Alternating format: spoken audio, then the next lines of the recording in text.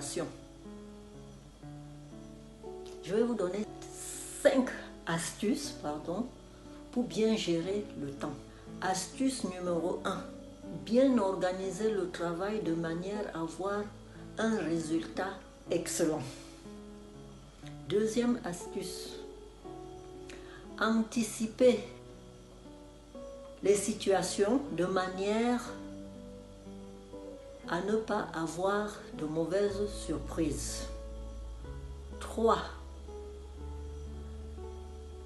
Travail rime avec analyse et prévoyance. 4.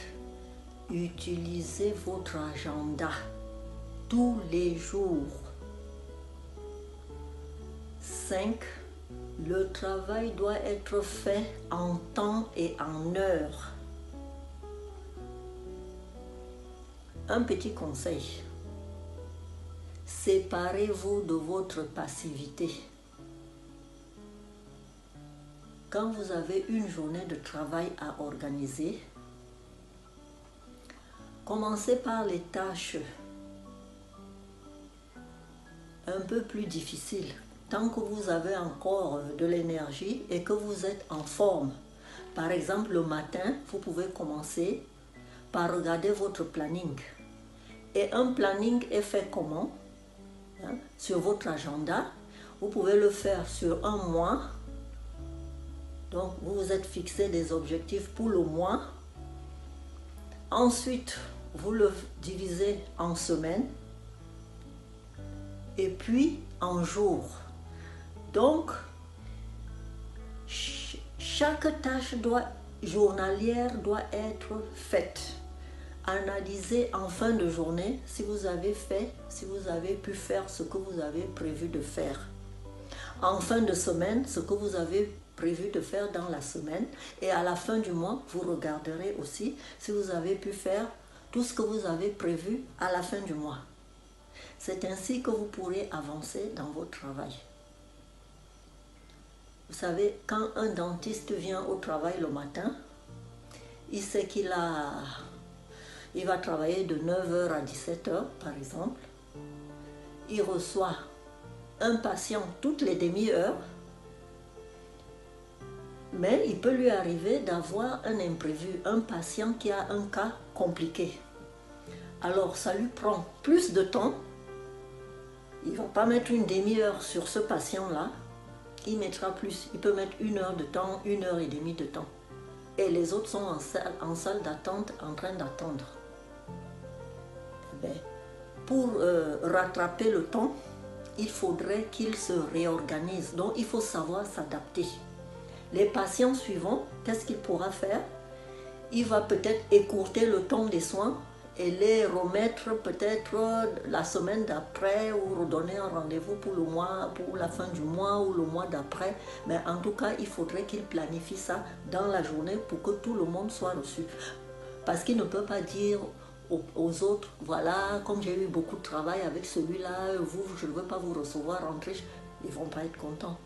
Donc, il est obligé de planifier, de s'adapter à sa journée et de recevoir tout le monde, de pouvoir soigner tout le monde. Vous avez, par exemple, au collège, il y a un planning qui est fait. Le matin, les cours commencent à 7h30.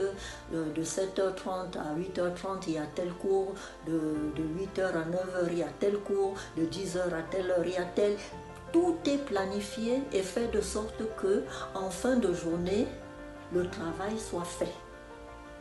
Même une administrative, une secrétaire dans le bureau, quand elle arrive le matin, elle regarde son agenda, elle essaye de vous visionner le travail qu'il y a à faire, et elle essaye de commencer par des tâches qui demandent beaucoup de concentration pendant qu'elle elle est encore concentrée, et quand elle sera un peu plus moins concentrée, elle pourra commencer à faire des tâches moins difficiles.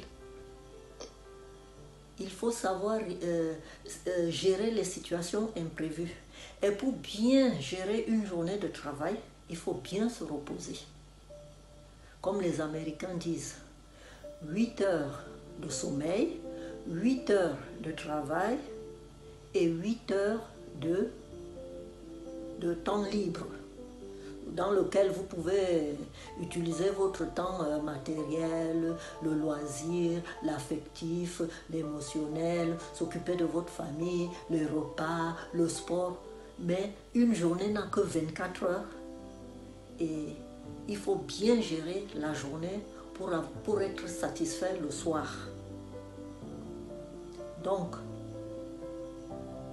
quand vous avez une journée remplie, commencez par les tâches compliquées, les tâches qui prennent beaucoup de temps et dans les tâches routinières, parce qu'avec l'habitude, on sait déjà que bon, telle tâche me prend tant de temps, telle autre ne demande pas beaucoup de temps et les tâches routinières prennent moins de temps. Donc, si vous avez un rapport à remettre et qu'on vous a donné un délai, commencez peut-être par ça et puis vous viendrez lire vos emails après ou lire le courrier par la suite, mais remettez d'abord le courrier comme le patron vous l'a demandé. Donc, chaque personne a son horloge personnelle. Vous avez des personnes qui, après 8 heures de sommeil, sont en forme. Ils ont besoin de ça. Vous avez des personnes qui ne dorment que 5 heures et se lèvent le matin, 5 heures dedans, ils sont en forme aussi.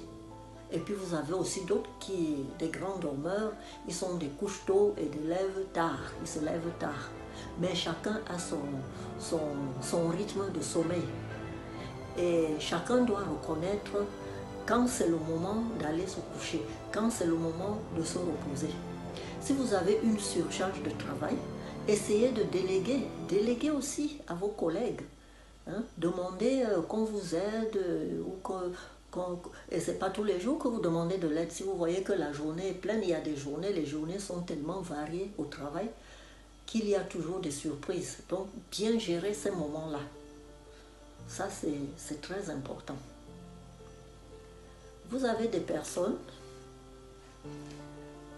qui sont, par exemple, un ingénieur qui a une équipe et s'ils ont gagné un gros marché, peut-être dans les travaux publics, et qu'il a un travail supplémentaire à faire, il se retrouve à venir tôt le matin, avant les autres, pour pouvoir montrer aux autres que voilà, c'est lui le chef, c'est lui le patron, il gère tout. Donc il vient tôt le matin, il rentre après tout le monde, et il ramène même du travail à la maison. Et attention, quand on ramène du travail à la maison, ça ne vous laisse plus beaucoup de temps. Il travaille chez lui jusqu'à 2 heures du matin, et le lendemain matin, rebelote, il recommence. Mais qu'est-ce qui va devenir celui-là? À un moment donné, le corps ne va plus répondre parce qu'il ne se repose pas assez. À la maison, il n'a même plus le temps d'avoir une vie de famille.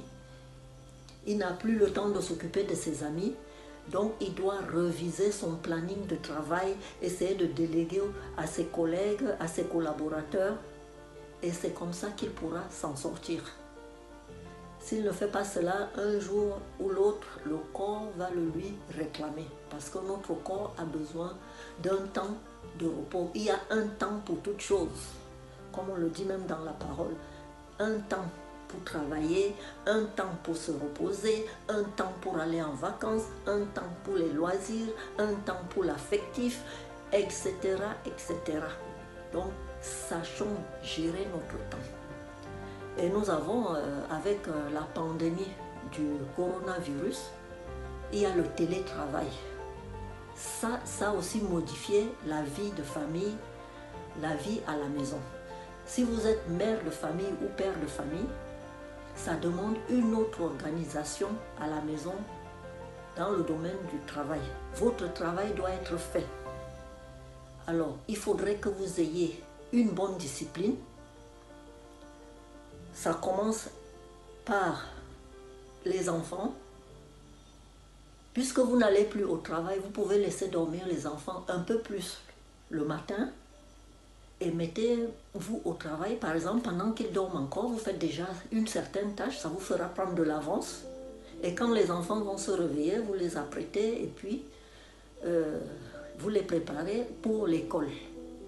Et s'ils ne vont pas à l'école, qu'ils sont à la maison, trouvez-leur des activités après leur petit déjeuner, qui vont les occuper.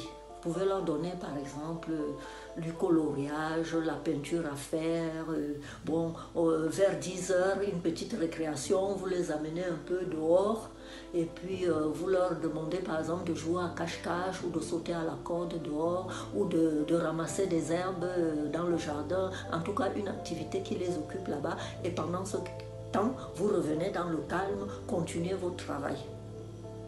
L'après-midi, c'est pareil, vous leur trouvez encore une activité, par exemple, leur mettre un film Netflix enfant, ou alors ils font du coloriage. Bon, et cela vous permet d'avancer et de terminer aussi à l'heure. Donnez-vous aussi une heure où vous allez finir et vous pourrez aussi vous occuper de vos enfants. S'ils ont des devoirs à faire, vous pourrez faire des devoirs avec eux.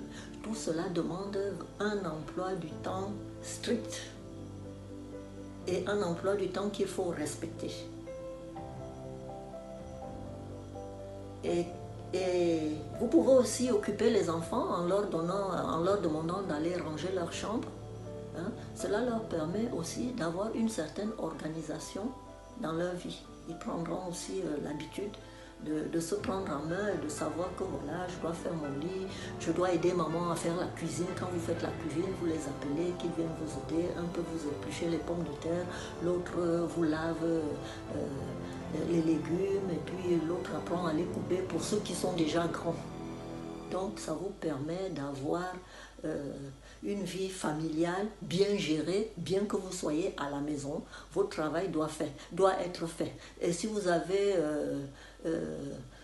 à travailler avec Zoom, avec vos collègues, choisissez le bon moment, le moment où la maison est calme. Soit très tôt le matin, soit au moment où les enfants sont tous partis à l'école. Et là, vous pouvez faire votre appel Zoom et puis régler vos problèmes du travail, etc.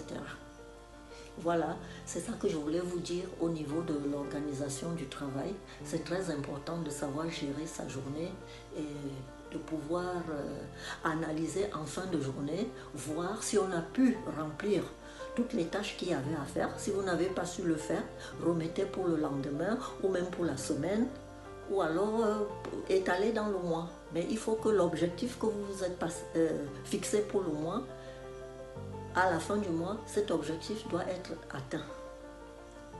Alors dites-moi ce que vous en pensez sur l'organisation du travail et l'emploi d'un agenda, d'un planning quotidien. Alors si vous avez aimé ma vidéo, likez-la, laissez-moi un commentaire, je lis tous les commentaires et à la prochaine.